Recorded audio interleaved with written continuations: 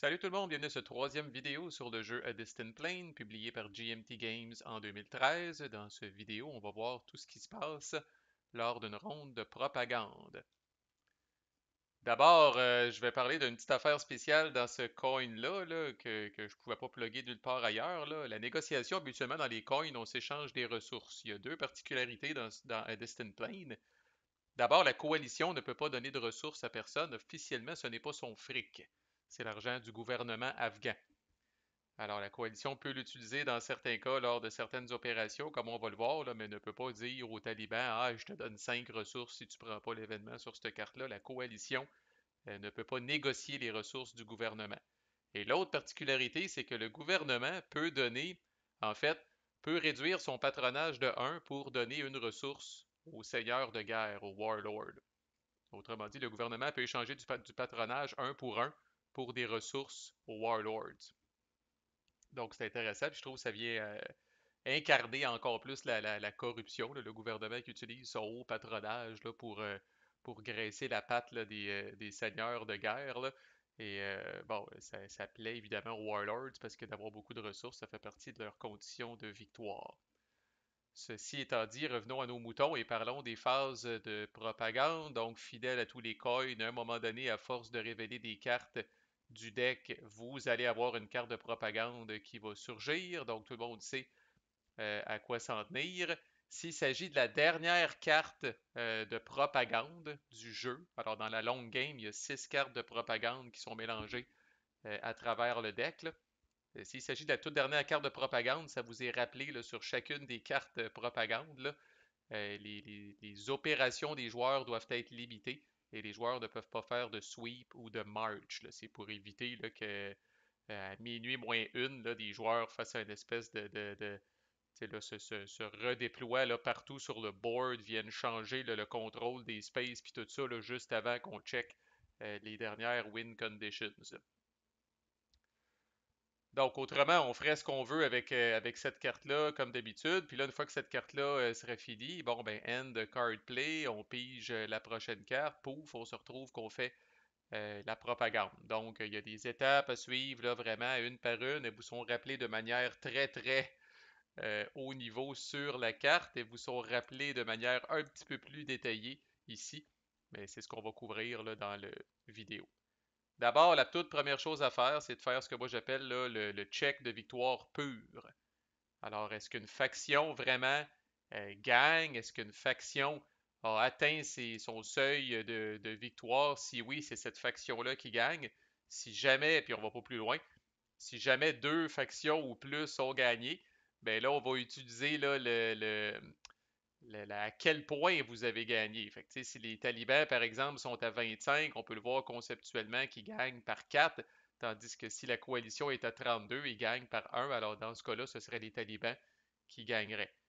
Puis, fidèle à tous les coins aussi, là, puis je les ai pas en tête, là, mais dans le rulebook, là, vous allez même avoir là, les tiebreakers si jamais, par exemple, les talibans sont à 23 puis la coalition est à 33, donc les deux gagnent par deux. Là, vous allez même avoir l'ordre dans lequel vous départagez ça. C'est impossible d'avoir un match nul dans A Distant Plane.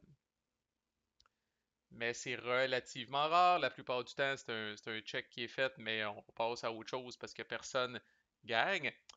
Donc là, on passe au jour de paye. Donc, c'est l'heure d'engranger des ressources là, pour les factions. D'abord, les talibans, fidèles à ce que font les méchants dans la plupart des coins, là, si les talibans sont majoritaires sur des locks, et je dis bien majoritaire, donc une guérilla talibane et une guérilla warlord, la lock est correcte. Ok, quand je disais que les warlords sont neutres-ish, là, c'est pas parce qu'il y a deux guérillas sur une lock, une taliban puis une warlord qu'on sabote la lock. Donc, les talibans doivent être majoritaires. Si, bon, fait que s'il y a juste une guérilla talibane, ici, la lock va être sabotée. Mais comme je disais, s'il y a un cube du gouvernement, un cube de la coalition ou même une guérilla des warlords, la lock est en sécurité, là, si on veut. Bref, tout ça pour dire, sur toutes les locks où le taliban est majoritaire, on va venir placer un marqueur de sabotage sur la lock. La route a été cassée, la route a été là, est surveillé, est impraticable. Bref, ça va impacter le gouvernement dans 2 secondes, comme on va le voir. Ensuite, c'est la paye du gouvernement. Le gouvernement reçoit le nombre de ressources égal à la valeur du aid marker qui va bouger en cours de game, là, qui commence à 9 mais qui va bouger en cours de game via des événements ou via des activités des différents joueurs. Fait que le gouvernement reçoit ça en ressources, plus la valeur de toutes les locks qui ne sont pas sabotés. Puis là, plutôt que de compter, là, vous avez l'équivalent de 12 points. Là, si on additionne la valeur de toutes les locks, vous avez l'équivalent de 12 ressources. Fait que l'autre chose que vous pouvez faire, si les talibans ont scrappé celle-là qui vaut 3, ben, le gouvernement va faire 9 ressources pour les autres locks qui sont corrects. Fait que, donc, dans ce cas-là, ça ferait, bon, 9 plus 9, ça ferait 18 ressources pour le gouvernement, là. C'est quand même pas pire, mais je répète qu'ils ils sont deux factions à piger dans cette tarte-là, là. Fait que la coalition aussi va dépasser certaines ressources du gouvernement. Fait que bon, c'est normal que le gouvernement fasse pas mal de fric. Fait que le gouvernement, c'est le niveau du aid, puis la valeur économique des locks qui ne sont pas sabotés. Dans le cas des talibans, le nombre de bases sur la map, c'est ce qu'ils reçoivent en ressources. Dans le cas des warlords, le nombre de bases sur la map et le nombre de guérillas de warlords qui sont situés sur des locks qui ne sont pas sabotés. On va le voir quand on va checker les opérations de chacun, là. Mais les Warlords se traînent les pieds un peu sur les locks là, et demandent un peu des droits de passage aux factions qui utilisent ces locks-là. Là. Donc, c'est pour représenter un peu cette richesse-là. Fait que, par exemple, s'il y a une guérilla Warlord qui est ici, les Warlords feraient une ressource de plus, en plus de toutes les bases qu'ils ont sur la map. Puis si le Warlord, pour une raison X, avait 4 guérillas sur cette lock-là, ça vaut 4 ressources quand on arrive au jour de paye. Fait que quand même, c'est une source de revenus. Là. J'ai joué les Warlords à ma dernière game. Là. Puis je pense que j'avais 8-9 bases sur la map, là, puis une coupe de guérillas sur des locks. Là. En tout cas, là, je faisais 10-12 ressources faciles à chaque phase de propagande. Là. Fait que quand même, ça vous rapproche de votre objectif de 41 ressources assez vite. Ensuite, c'est là où, comme je disais, là, les pertes font mal du côté de la coalition. Là, vous allez réduire le aid. Fait qu'au moins, vous avez eu cette paye-là, là, mais vous allez réduire le aid par 3 fois le nombre de pertes que vous avez là, dans cette fameuse boîte-là de casualties. Toutes les troupes et les bases de la coalition s'en viennent ici et ne retournent pas tout de suite à Available. Ils s'en viennent en pénitence ici, là, puis ils vont venir vous faire mal à votre aid juste après là, le jour de paye. Là. Fait que c'est résumé, le resource phase, moins 3 aid per piece here. Fait que si j'avais par exemple 2 troupes, une base ici, là, le aid dropperait à 0. Là. C'est comme si là, le monde commence à freaker un petit peu. Là, il dit, Chris, c'est dangereux ce pays-là. Fait que là, ils retirent un petit peu là, leur appui ou leur aide à l'Afghanistan. Ensuite, c'est ce qu'on appelle bon, les actions civiques. Ça c'est un classique aussi dans tous les coins, dans toutes les spaces où vous avez, là, ça prend 3 ingrédients réunis, coin contrôle, donc contrôlé là, par gouvernement plus coalition, des troupes, qu'elles soient coalition ou gouvernement, et de la police. Donc au moins une troupe de quelqu'un, au moins une police et coin contrôle, toutes les spaces qui rencontrent ces prérequis-là.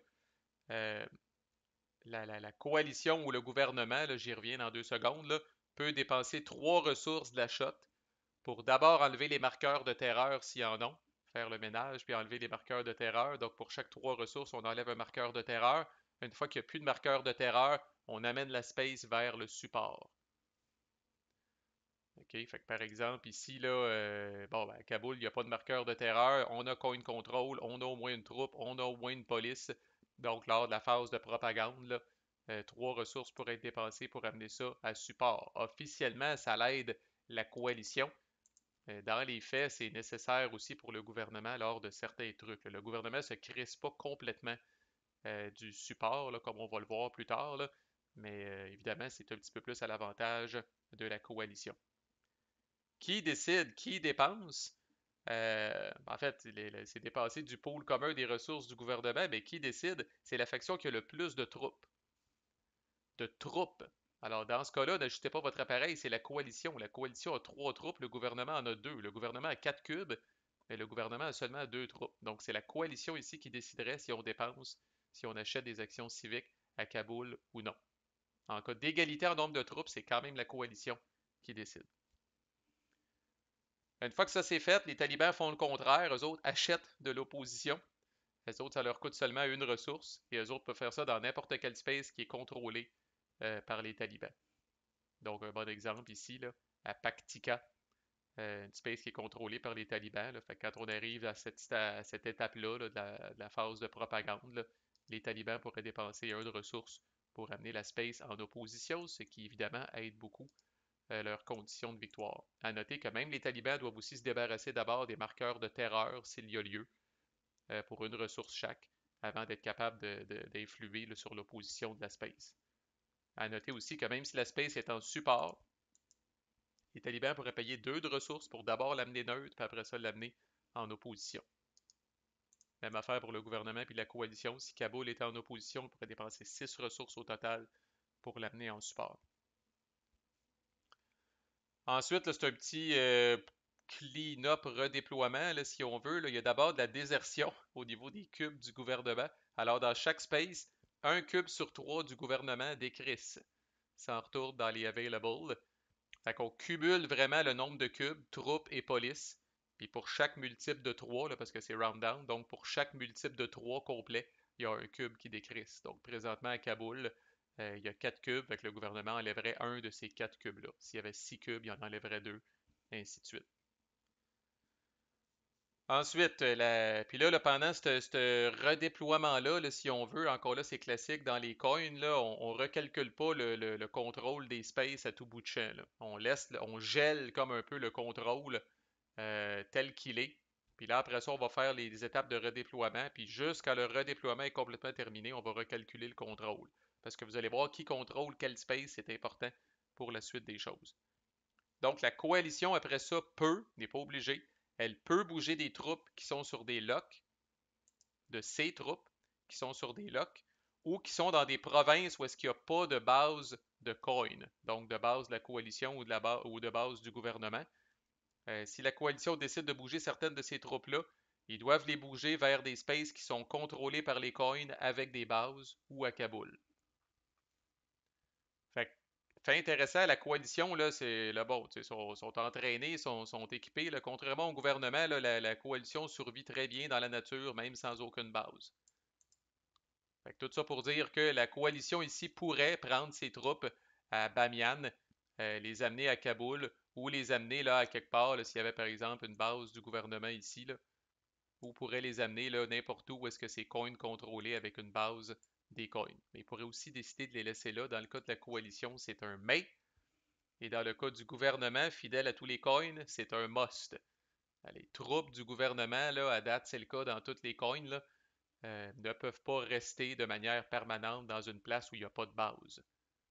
Fait que si lors d'une opération, par exemple, le gouvernement avait amené 2 troupes ici, à Bâle, quand c'est temporairement contrôlé, coin contrôlé parce qu'il y a 2 troupes du gouvernement, mais si on arrive là à cette étape-ci de la phase de propagande, les 2 troupes sont là, il n'y a pas de base, alors eux doivent revenir encore là, soit à Kaboul ou à une place qui est coin control avec une base de coin. Quand je dis une base de coin, là, une fois pour toutes, c'est une base de la coalition ou une base du gouvernement. Ensuite, le gouvernement n'est pas obligé, peut bouger de la police sur des locks ou sur n'importe quel space qui est coin control. Alors la police est un petit peu plus locale, un petit peu plus persistante, donc elle, le gouvernement, le rendu là, peut la bouger euh, n'importe où c'est coin control, même s'il n'y a pas de base, puis sur des locks. Là. Fait que vous comprenez pourquoi on gèle le contrôle. C'est que là, en ramenant des troupes, en bougeant des troupes, ça a peut-être influencé le contrôle à certaines places, mais on garde le contrôle tel qu'il était, l'état de contrôle tel qu'il était au début du redéploiement. Ensuite, le Taliban, c'est un petit peu le même principe. Ces guérillas ont de la misère à survivre là, quand il n'y a pas de base. Donc, le Taliban est obligé de sortir ses guérillas des locks et de sortir ces guérillas des provinces où il n'y a pas de base. Par exemple, elle serait ici, mais il n'y a pas de base.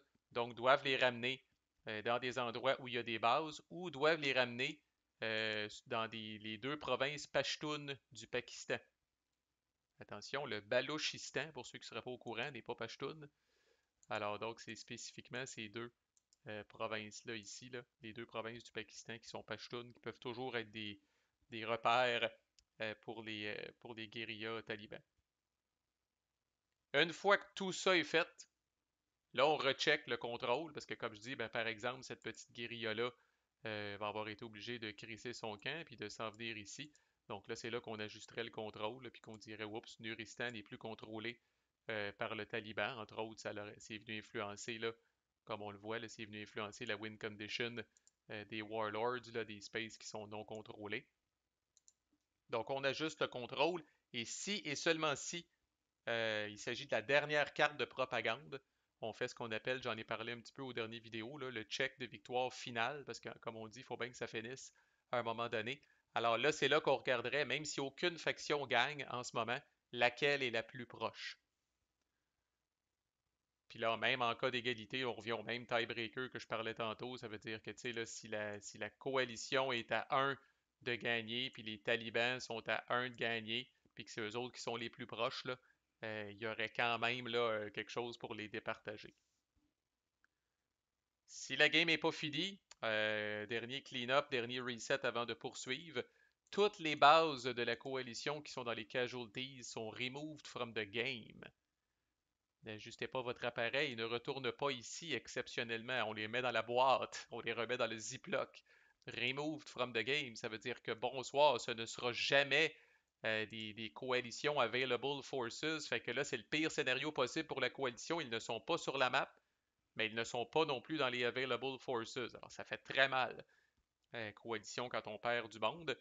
Et une troupe sur deux, round down, même affaire. Une troupe sur deux qui est ici, round down. Alors, si on a deux troupes ici, bon, ben, il y en a une qui va retourner disponible, ben, il y en a une qui va retourner dans la boîte. Si on en a trois, il y en a une qui va retourner dans la boîte, deux qui vont retourner ici.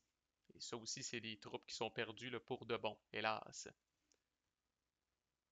La fameuse traque d'Islamabad, on le voit un petit peu avec les flèches ici, là, le Pakistan a une tendance à backer, à avoir un niveau là, de backing envers les talibans. Là. Ça veut dire que si, par exemple, move to the left. Donc, si le marqueur est ici, le marqueur va bouger d'une case vers la droite. S'il est ici, il va bouger d'une case vers la droite. Mais s'il est ici, à sponsorship, il va bouger d'une case vers la gauche. Fait que, comme je dis, là, imaginez une espèce d'aimant sur la colonne de backing, là, puis le marqueur se déplace d'une case vers cette chose-là. La seule exception, si jamais le marqueur en cours de game va cogner à droite ou va cogner à gauche, c'est vraiment le cas de le dire. Imaginez que le marqueur est ici, puis vous avez quelque chose qui vous dit de bouger le marqueur de 2 spaces à droite. Alors vous allez le bouger d'une première space, et après ça, vous allez le flipper à hard. Ça veut dire que là, ils sont crissement en sponsorship, là, puis sont durs à décoller de là. Donc, quand va arriver la phase de reset là, de la propagande, là, si le marqueur est à hard, vous ne faites que le flipper, mais vous ne le bougez pas. Puis la même chose peut arriver là, de l'autre bord, là, si ça va cogner, si ça s'en va cogner à gauche complètement là, vers hostilité, là, puis ça cogne à gauche une fois de plus, là, vous allez le flipper à hard, puis quand va arriver la phase de reset, vous allez tout simplement le flipper, mais il va rester à hostilité. Là. Donc ça, c'est une façon là, de s'assurer que la posture du Pakistan est un petit peu plus ferme. Là. On va voir tout ce que ça fait, là, les États de ces tracts-là, plus quand on va parler de ce que les talibans peuvent faire. Toutes les factions redeviennent éligibles, on enlève tous les marqueurs de terreur, tous les marqueurs de sabotage, on discarte les événements de momentum, qui sont des événements qui durent juste le temps d'une propagande, là, le temps entre deux propagandes finalement, là, donc on les discarte à ce moment-là. Toutes les guérillas tombent underground, puis là, c'est enfin là qu'on ferait end card play et qu'on pigerait la carte de plus là, pour que là, tous les joueurs étant éligibles, là, que les joueurs aient toutes les informations en main pour dire OK, est-ce que je joue sur cette carte-là ou je passe puis je joue. C'est la prochaine. Fait que voilà, la phase de propagande for you, c'est un peu, comme tous les coins, c'est un peu opaque là, comme séquence. Calé, c'est donc bien des affaires, puis tout ça, on passe à travers une coupe de fois, puis on comprend. Là. Fait que là, on va tomber plus là, dans ce que chaque faction peut faire, là, le fameux menu d'activités que toutes les factions peuvent faire. C'est ce qu'on va couvrir dans les prochaines vidéos. Fait que, ben, manquez pas ça, on se revoit au prochain. À plus.